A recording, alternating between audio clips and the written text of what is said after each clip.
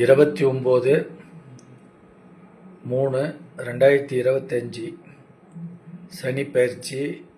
சனீஸ்வர பகவான் கும்பராசிலிருந்து மீனராசிக்கு பயிற்சி ஆயிட்டாருன்னு திருக்கணித பஞ்சாங்கத்தைப்படி சொல்கிறாங்க. வாக்கிய பஞ்சாங்கப்படி 2026 தான் சனி பயிற்சி ஆகிறாருன்னு சொல்கிறாங்க. திருநள்ளாறில் சனீஸ்வரன் கோயிலே இந்த 29/3/2025 திருநள்ளாறு சனீஸ்வரன் கோயில் இங்கே குரு சனி பயிற்சி பூஜை பண்ணலன்னு அறிவிச்சிட்டாங்க. ஆனால் திருக்கணித பஞ்சாங்கப்படி 29/3/2025 சனி கும்பராசிலேருந்து மீனராசிக்கு பயிற்சி ஆகிட்டார். அன்றைக்கி நைட்டே பயிற்சி ஆகிட்டாருன்னு சொல்கிறாங்க. ஒரு 70% ஜோதிடர்கள் பயிற்சி ஆகிட்டாரு அப்படின்றாங்க. மீதி 30% 2026 தான் பயிற்சி ஆகிறான்னு சொல்கிறாங்க. இதனால் மக்களுக்கு தான் குழப்பம். என்ன, பாதி ஜோதிடர்கள் பயிற்சி ஆகிட்டுன்றாங்க, பாதி பேர் 2026 தான் பயிற்சி ஆகுதுன்னு சொல்கிறாங்க. எவ்வளோ குழப்பம் பாருங்கள். ஜோதிடம் பொதுவாகவே அடிக்கடி பார்க்க தேவையில்ல. திருமணம், இப்போ உங்கள் பொண்ணுக்கு திருமணம் பண்ண போகிறீங்கன்னா திருமணத்துக்கு பார்க்கலாம், குழந்தை பிறக்கிறதுக்கு பார்க்கலாம், முக்கியமானதுக்கு பார்க்கணும். நிறைய பேர் பார்த்தீங்கன்னா எல்லாத்துக்குமே பார்க்குறாங்க. உங்களுக்கு குழந்தை, இப்போ ஒரு பையனோ பொண்ணோ இருக்குது, பையன் பெரியவன் ஆகிட்டான், பொண்ணு பெரிய பொண்ணு ஆகிடுதுன்னா உங்களுக்கு ஜாதகம் பார்க்கணும் அவசியம் கிடையாது. குழந்தைக்கு ஜாதகம், குடும்பத்துக்கு அது வேலை செய்யும். அதேமாரி திருமணம் பொறுத்தவங்க சில பேர் பார்த்தீங்கன்னா ஆண்களுக்கு பிறந்த தேதி, பிறந்த மாதம், என்ன வருஷம், அந்த டைம், அதாவது தேதி மாதம் வருஷம் எந்த டைமில் பிறந்தாரு கரெக்டாக இருக்கும். அதேமாரி பெண்ணுக்கும் பிறந்த தேதி மாதம் வருஷம் என்ன டைம் அந்த பெண் குழந்தை பிறந்தது, இது ரெண்டு பேருக்குமே பிறந்த அந்த தேதியை வச்சு, பிறந்த அந்த டைமை வச்சு தான் பொருத்தம் பார்க்கணும். நிறைய பேர் என்ன செய்கிறாங்கன்னா ஆண்களுக்கு பிறந்த தேதி மாதம் வருஷம் அந்த டைமை வச்சு பார்க்குறாங்க. பொண்ணுக்கு ருதானது, அதாவது பொண்ணு அந்த ஏஜ் வயசுக்கு அந்த ருதானந்த டேட்டை வச்சு பொருத்தம் பார்த்து சில பேர் திருமணம் பண்ணுறாங்க. அது மகா பெரிய தவறு. அதுமாரி செய்யக்கூடாது. ஆணுக்கும் சரி பெண்ணுக்கும் சரி ரெண்டு பேருக்குமே என்ன தேதி, என்ன மாதம், என்ன வருஷம், என்ன டைம், அது ரெண்டு பேருக்குமே அந்த டைமில் கணிச்சு இந்த ராசி, இந்த நட்சத்திரம், இந்த லக்கணம் சொல்லுவாங்க. அதை வச்சு தான் அவங்களுக்கு கரெக்டாக இருக்குன்னு பார்க்கணும். அப்படி பார்த்து பொருத்தம் கரெக்டாக இருந்தால் தான் திருமணம் செய்யணும். சில பேர் விருப்பப்பட்டு காதல் திருமணம் செய்கிறாங்க. அவங்களுக்கு காதல் திருமணம் செய்கிறவங்களுக்கு ஜாதகம் பார்க்கணும்னு அவசியம் கிடையாது. சில பேர் திருமணத்துக்கு ஜாதகம் பார்க்காம ரெண்டு பெண் வீட்டாரும் மாப்பிள்ளை வீட்டாரும் அவங்களுக்குள்ளே பொண்ணு மாப்பிள்ளையை பிடிச்சிருக்கு, ஜாதகம்லாம் பார்க்க வேணாங்கன்ட்டு பண்ணிக்குவாங்க. அப்படி பண்ணுறவங்க ஜாதகம் பார்க்க தேவை. ஆனால் ஜாதகம்னு பார்த்தா ரெண்டு பேருக்கும் அந்த பிறந்த குழந்தை பிறக்குது, கருவறையிலேருந்து வெளியே டேட்டு குறிக்கிறோம், அந்த ரெண்டு ஆணுக்கும் சரி பெண்ணுக்கும் சரி அந்த டைமை வச்சு தான் பார்க்கணும். அப்போ தான் பொருத்தம் கரெக்டாக இருக்கும். இப்போ ஒரு ஆணுக்கு பிறந்த தேதி மாதம் வருஷம் அந்த பிறந்த கருவறையிலேருந்து வெளியே வர டைமை வச்சும், பெண்ணுக்கு அந்த பெண்ணு வளர்ந்து வயசுக்கு வந்த பிறகு ஏஜ் ருதுவான டேட்டை வச்சு பார்த்தீங்கன்னா எல்லாமே மாறிடும். ஆரம்ப காலத்தில் இதாக இருக்கும், அப்புறம் நிறைய பிரச்சனை, நிறைய அது ஒரு பிடிமானம் இல்லாமல் இருக்கும் அந்த வாழ்க்கை அவங்களுக்கு. அதனால் ரெண்டு பேருக்குமே ஜாதகம் பார்த்தா இப்படி பாருங்கள்.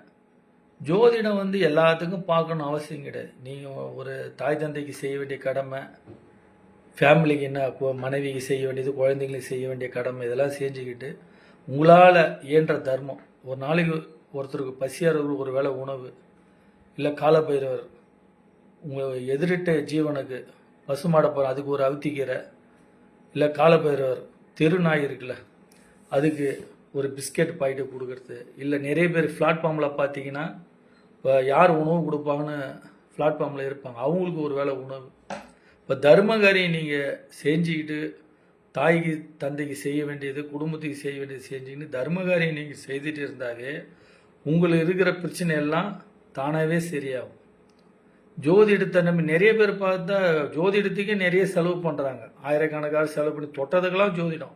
அதுமாரி நீங்கள் ஜோதிடம் பார்த்துருந்தாவே சரி வராது. முக்கியமானதுக்கு மட்டும் பாருங்கள், திருமணத்துக்கு பாருங்கள், குழந்தை பிறக்கிறது பாருங்கள், முக்கியமானது பாருங்கள். எல்லாத்துக்கும் ஜோதிடம் பார்க்கணுன்றது இல்லை. அதுமாரி எல்லாத்துக்கும் ஜோதிடம் பார்க்க வேண்டியது. இப்பயே பாருங்கள், ஜோதிடத்தில் வந்து இப்போ இந்த பஞ்சாங்கம் 2 பஞ்சாங்கமாக இருக்குது.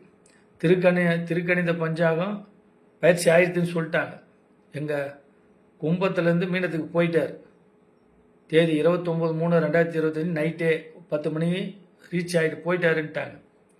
வாக்கியாங்க பஞ்சாங்கப்படி என்ன சொல்கிறாங்க, வாக்கியாங்க பஞ்சாங்கப்படி அவர் 2026 தான் போகிறாருன்றாங்க. அப்போ திருநள்ளாறு சனீஸ்வரன் கோயிலில் இந்த பயிற்சிக்கு உண்டான பூஜை பண்ணலை. நிறைய திருத்தலம், நிறைய கோயிலெலாம் வந்து வாக்கிய பஞ்சாங்கம் வச்சு தான் செய்வாங்க. அவங்க நிறைய கோயிலில் சனி பயிற்சி பூஜையே பண்ணலை. அவங்களோட திருப்திக்கு தான் அவங்க போயிட்டு வராங்க. இதுமாரி குழப்பம் நம்ம நிறைய பேர் யார் சொல்கிறத கேட்குறதுன்ற மாரி குழப்பம் வரும். அதனால் ஜோதிடம் வந்து முக்கியமானதுக்கு பாருங்கள். ஜோதிடரை யாரையும் நான் தவறு சொல்லலை. மக்கள் வந்து புரிஞ்சுக்கிட்டு நீங்கள் உங்கள் ஃபேமிலியை பார்த்துக்கிட்டு நீங்கள் வருமானத்துக்கு உண்டானதை நீங்கள் பார்த்துட்டு போயிட்டு தர்மகாரிகள் செஞ்சுட்டு இருந்தாவே வாழ்க்கையில் நடக்கிறது எல்லாமே நல்லதாகவே நடக்கும். நீங்கள் வந்து இதை பார்த்து தான் அப்படி மாறும். சில பேர் சொல்லுவாங்க, நீங்கள் இப்போ சில பேர் ஜாதகத்தில் இந்த பரிகாரம் பண்ணால் சரியாயிடும், அந்த பரிகாரம் பண்ணால் சரியாயிடும் அப்படின்வாங்க. எந்த பரிகாரம் பண்ணி எதுவும் சரியாது. நம்ம செஞ்ச கர்மாவை நம்ம அனுபவிச்சு ஆகணும். கர்மாவை அனுபவிக்காமல் எதுவுமே பண்ண முடியாது. இப்போ நான் செஞ்ச கர்மாவை நான் அனுபவிச்சு தான் ஆகணும். நான் செஞ்ச பாவத்தை நான் அனுபவிச்சு தான் ஆகணும். கர்மாவில் தப்பிக்கணும்னு யாராலையுமே தப்பிக்க முடியாது. இப்போ தர்மமாக இருந்தாலும் அது இன்பமாக இருந்தாலும் நான் தான் அனுபவிக்கணும், துன்பமாக இருந்தாலும் நான் தான் அனுபவிக்கணும். தர்மகாரியம் நம்ம செய்துக்கிட்டு சித்தர் ஆலயம் போயிட்டு ஒவ்வொரு குடும்பத்துக்கும் முன்னோர்கள் தாய் தந்த வழிபாடு, ஒவ்வொரு குடும்பத்துக்கும் குலதெய்வம்ன்ட்டு இருக்குது. அந்த குலதெய்வம் தான் அவங்க குடும்பத்தோட விதியை மாற்றக்கூடியது. அதனால் வருஷத்துக்கு ஒரு தாட்டி உங்களுடைய குலதெய்வத்துக்கு போய் பொங்கல் வச்சு அபிஷேகம் பண்ணி அந்த குலதெய்வத்தை குளிர வச்சுட்டு வாங்க.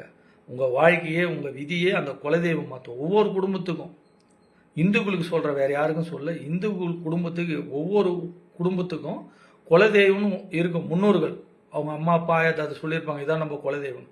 அந்த குலதெய்வத்துக்கு அடிக்கடி போக முடியிட்டாலும் வருஷத்துக்கு 2 தாட்டியாச்சு இல்லை வருஷத்துக்கு ஒரு தாட்டியாச்சு போய் அபிஷேகம் பண்ணி பொங்கல் வச்சு கையெடுத்து கும்பிட்டு வாங்க. நம்ம புள்ள நம்மளை தேடி வந்துக்கிறான்னா அந்த குலதெய்வம் மனம் குளிர்ந்து அவங்களுக்கு உண்டான நல்ல காரியம் எல்லாம் செய்யும்.